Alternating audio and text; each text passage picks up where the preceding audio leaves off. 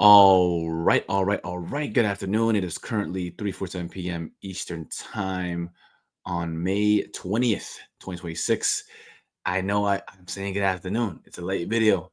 That's my apologies. Again, if you're on my Discord, I sent out my plays earlier today. So again, I apologize for sending this video out late, but had a pretty long shift last night.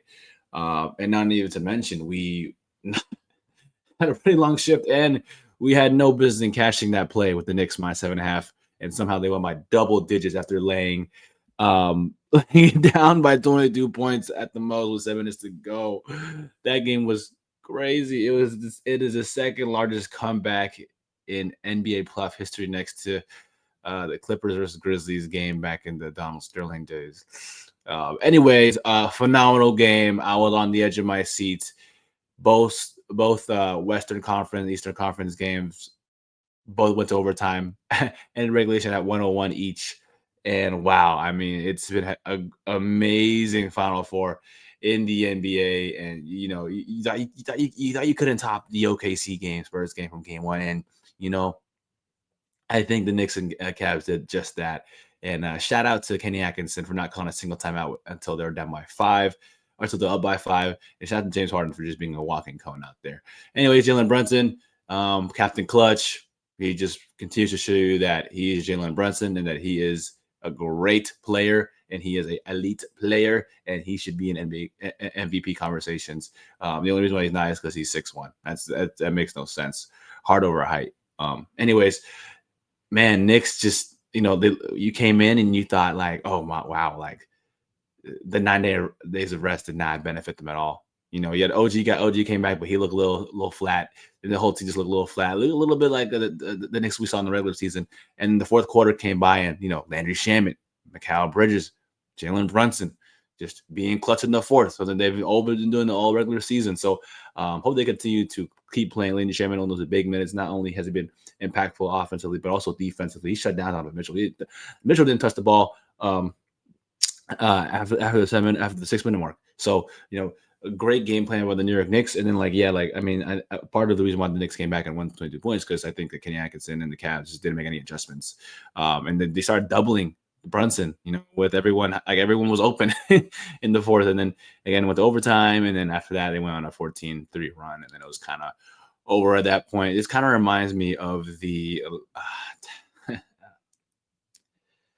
Tyrese Halliburton game one in MSG in the ECF last year, man. And I could finally look at that video and not feel so ashamed of it. And it will completely get rid of my system if the Knicks can advance to the finals this year.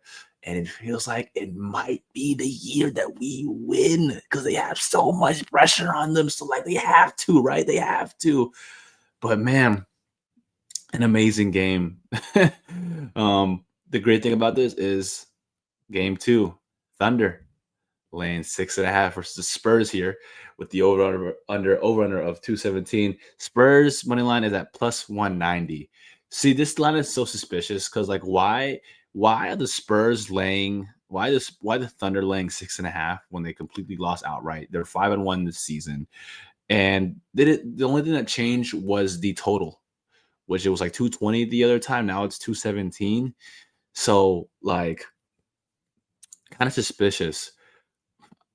I think the Thunder will win this game. Like you have to win at home. If you don't win this game tonight, like you're chopped cheese when you go to San Antonio because it'll be hard to win both games, game 3 and 4 at their place. So and they're gonna go crazy. So they have to win. My problem is I don't think they're gonna win by more than 6. It's just scary. I mean, what have they proven to us that they are a better team than the Spurs?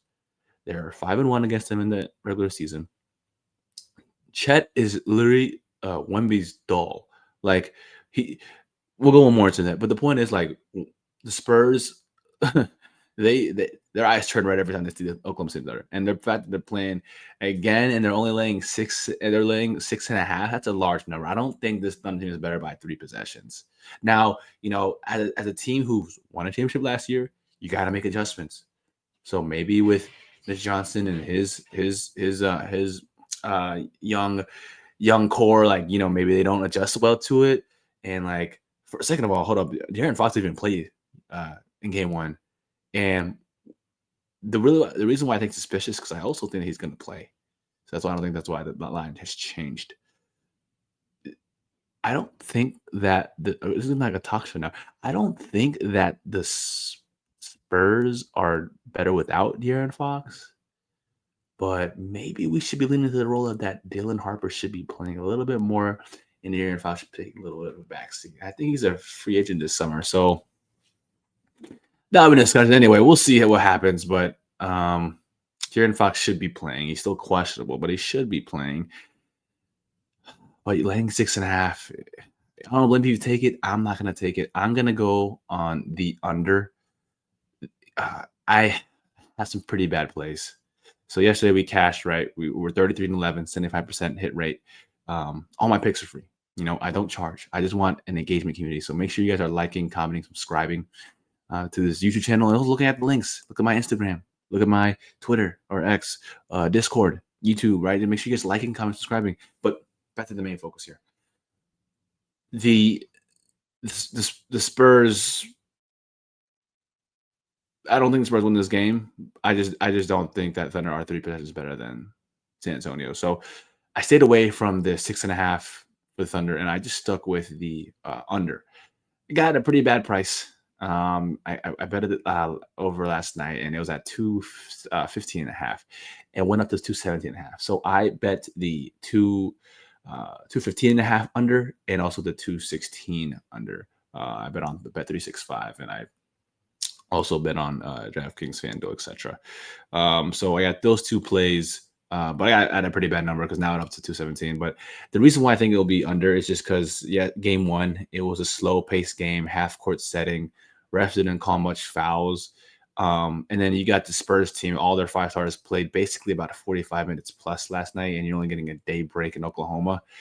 Same with the Thunder, like you have a bunch of like glue guys and assets, but like again, they also played 40 plus minutes.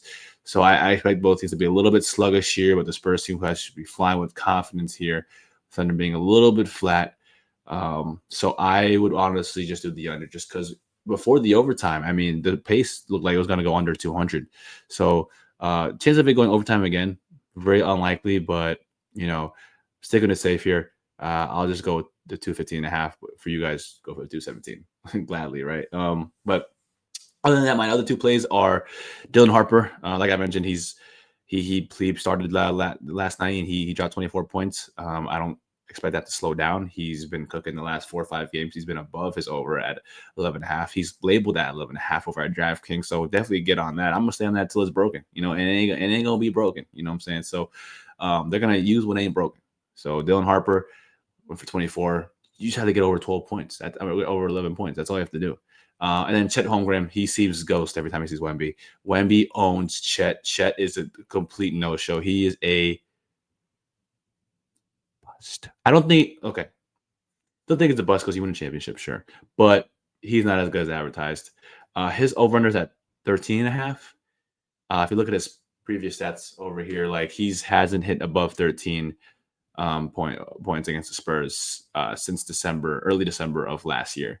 And again, Wemby took a personal win when Chet had a one good game over 13 points. So 2-player pops. So I got Dylan Harper over 11.5. I got Chet under 13.5, and then I got the under 215.5. For you guys, 217.5 for the place for today. That's all I got for you guys. Amazing past 2 games.